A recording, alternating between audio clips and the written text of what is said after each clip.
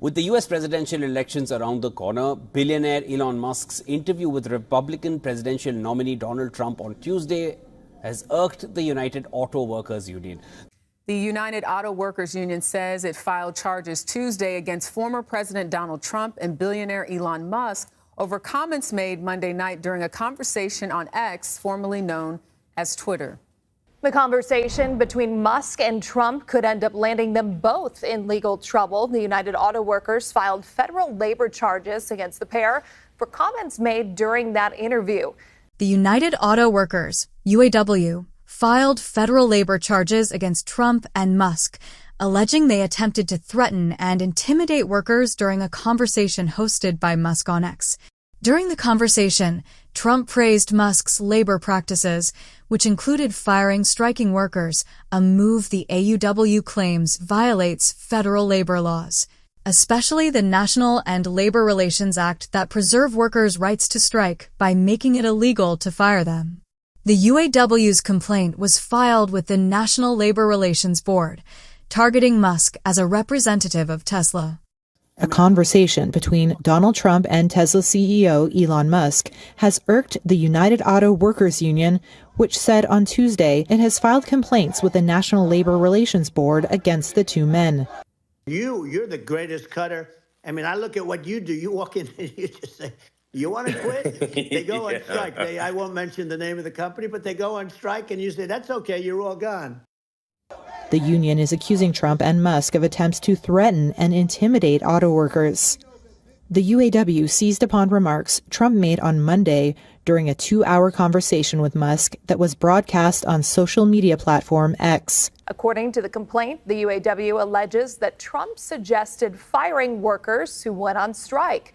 Federal law protects workers from being fired or going on strike, or from their jobs even being threatened for those strikes. Under federal law, workers cannot be fired for going on strike, and threatening to do so is illegal under the National Labor Relations Act, the UAW said in a statement. It is unclear whether the NLRB would take action against Trump for complimenting Musk's ability to cut costs while saying he wouldn't tolerate a strike. The UAW is rallying behind Democratic presidential candidate Kamala Harris and is encouraging its nearly 400,000 workers to vote for her over Trump. Trump's comments was seen by some as him praising what's known as union busting, while Musk never directly responded to Trump's comments during the live conversation. Both men are named in the charges. Trump's campaign calls it a frivolous lawsuit. Sean Fain, the president of the UAW, spoke to my colleague Robert Costa on America Decides earlier today. Employers need to be held accountable in this country when they break the law. It is a federal right of workers to go on strike, and they cannot be fired for that. But, you know, people like Donald Trump and Elon Musk, they laugh about firing people because they can care less about people and about their jobs and what they do to their careers. All they care about is the billionaire buddies and taking more wealth. Labor union support will play a key role for the Democratic ticket on the 2024 election. Trump's opponent, Vice President Kamala Harris, is endorsed by the UAW. Her running mate, Tim Walz, traveled to California Tuesday to speak to union workers. Some employees tried to unionize several years ago, but Tesla really hindered those efforts by threatening employees the loss of their stock options, also interrogating them. The National Labor Relations Board, ordered Musk to delete a discouraging tweet about unionization and also some other remedies, but Tesla fired back and really appealed that decision. Now, Musk has taken aim at the UAW several times. He says that Tesla factory workers' compensation is the highest in the auto industry. Again, it's still unclear why Musk is sounding the alarm on this issue. Tesla is a non-union shop, but there is a worker at Tesla who is pushing for it to be unionized, perhaps by the UAW. His name is Jose Moran, and this is what he posted within the last half hour about how he feels about working at Tesla. A lot of workers who are discontent with the working conditions, and they feel like Tesla's not listening to them. A lot of broken promises, a lot of disrespect. And a lot of Tesla workers are fed up. They're working long hours. They spend more time at work than at home. And a lot of people feel like they can't confide in HR or management if they have any problems, especially on health and safety. That's not the work environment you want to work in. Well, Elon Musk heard his complaints. Earlier today, he put out a statement saying, quote, "This guy was paid by the UAW to join Tesla and agitate for a union. He doesn't really work for us. He works for the UAW. Frankly, I find this attack to be morally outrageous." Well, a short time later, the UAW responded to Elon Musk, actually firing back, saying, "We would hope that Tesla would apologize to their employee, Mr. Moran, for spreading fake news about him. We can confirm that Mr. Moran and others at Tesla have approached the UAW, and we welcome them with open arms." There are charges of unreported injuries, excessive hours, abusive conditions.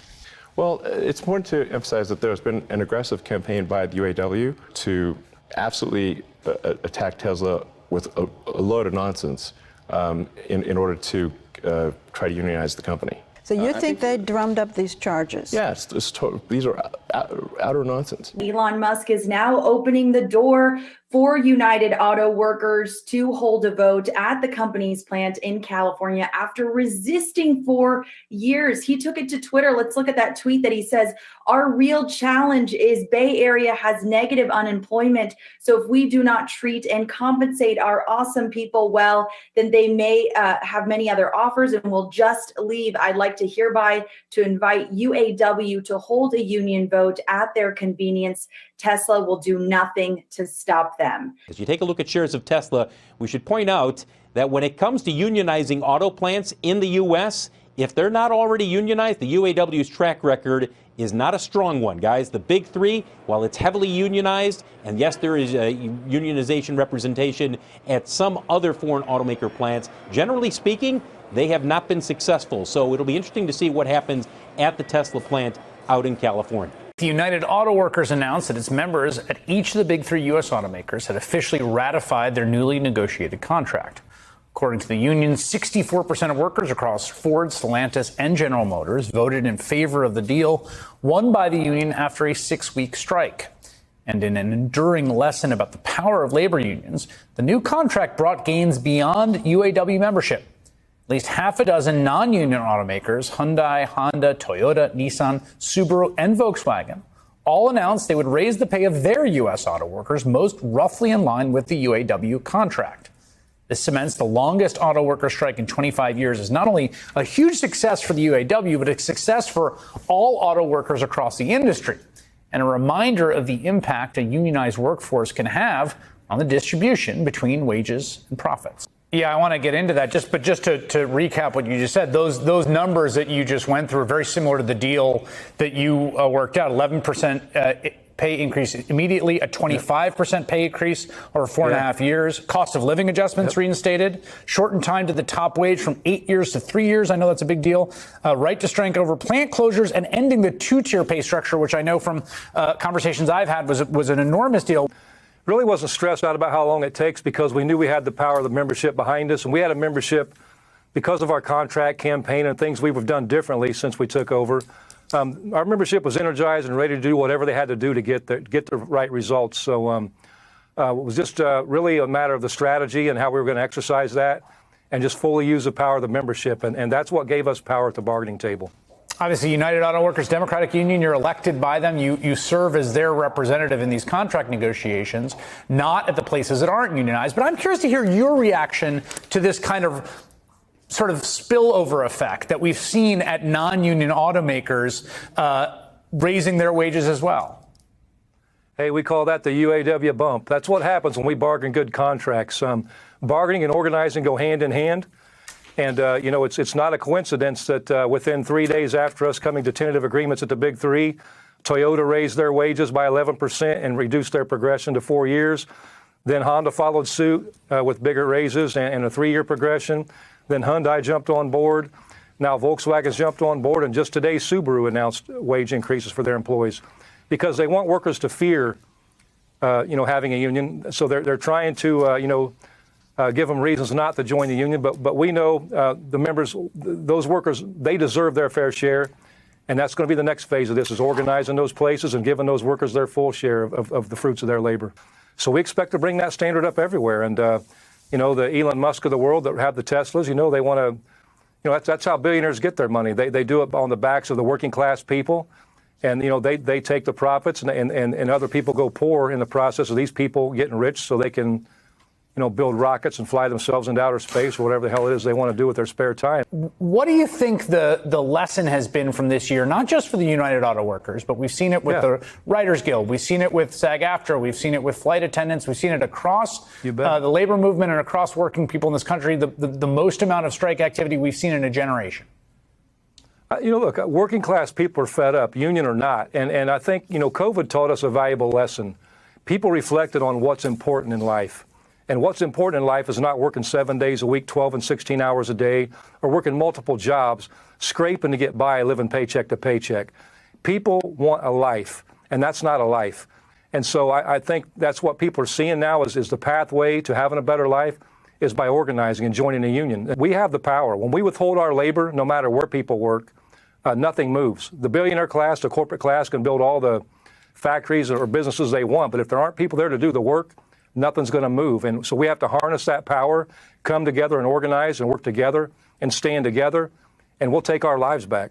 Well, there are several investigations by the press and by regulators in California about injuries on the job, breathing toxic fumes, stress injuries, over 100 ambulance calls. I don't think that's correct. I mean, I was literally living in the factory. If there's like toxic fumes, I'm breathing them. Okay. But Tesla does face other labor issues at play. The California Regulatory Agency has sued the company for alleged racial discrimination and harassment by saying that the EV maker pretty much for years has turned a blind eye from complaints of Black factory workers. This complaint was filed last month at the EV maker's plant in California, but Tesla responded saying that Tesla strongly opposes all forms of discrimination and harassment, and they have a dedicated employee relations team that responds to and investigates all complaints.